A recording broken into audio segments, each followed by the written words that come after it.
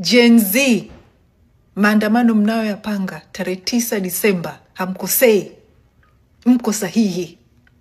Hatuwezi kukubali, hatuwezi kurudi nyuma, lakini naombeni muhamasishe maandamano ya amani. Muhamasishe kila mtu atoke na bango lake. A few moments later. Ndugu yangu ambao umepanga kuandamana tarehe 9, hakikisha haya mambo uyazingatie. Kwenye maduka yetu sisi kama wananchi usisogee. Tutalinda biashara zetu zote sisi kama wananchi. Kama una plani ya kuiba ndugu yangu hiyo siku utaumia. Haya, kitu kingine, usisogee kwenye mwendo kasi, sijui au vyombo vyote vya usafiri, vya public, vya serikali, kwa sababu sisi ndio tunaotumia. Umenielewa? Rais hatopanda mwendo kasi, polisi hatopanda daladala, mwanajeshi hatopanda daladala, na sisi kama raia tutashirikiana kama nyinyi mnavyoshirikiana kutaka kuja kuvunja amani au kuvuruga biashara zetu. Maana najua kwenye hao waandamanaji kuna wengine wanajua kabisa kwamba hapo ndio sehemu ya kupiga hela. Sasa hapo mmeluzi. Kama maandamano yenu mtakuwa ni amani, mtajua wenyewe, sisi hatutahusika kwenye maandamano yenu. Ila tu tunaomba biashara zetu na vitu vyetu hatutotaka mviingilie, sababu tutashirikiana sisi kama nyinyi mnavyoshirikiana kutoka kuandamana, na sisi ndivyo tutavyoshirikiana kutoka kulinda vitu vyetu. Ukigusa duka tuna wewe, ukichoma hichi tuna wewe, yani ukichoma mwendo kasi tuna wewe, ukigusa duka tuna wewe, ukigusa chochote kile tuna wewe. Litakuwa ni wananchi kwa wananchi. Wale wananchi ambao ni wezi wa kutaka kuiba, tunapambana na wananchi wenzenu. Polisi watupe tu, watuachie tu time kwanza, ili tufurahishane. Maana nyinyi mnajifanya ni wengi, alafu wengi wenu mnakuja kuiba. Watu merudi kwenye umaskini, watu mpoteza ndugu zetu, nyinyi mnatuletea mambo ya ajabu. Watanzania, tusikubali kuishi utumwani.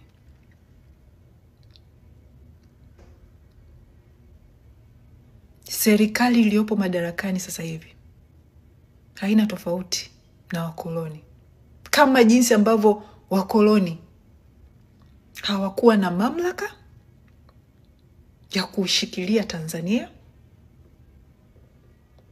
kama jinsi ambavyo wakoloni waliishikilia Tanzania kwa bunduki na kwa vipigo na kwa manyanyaso na mateso, ndio jinsi Samia anavyoishikilia Tanzania sasa hivi.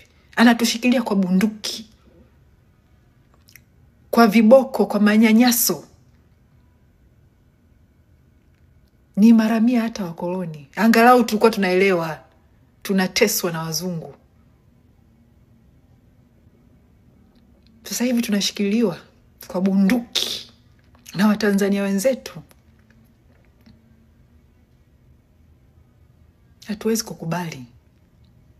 Gen Z, maandamano mnayoyapanga tarehe 9 Disemba, hamkosei, mko sahihi.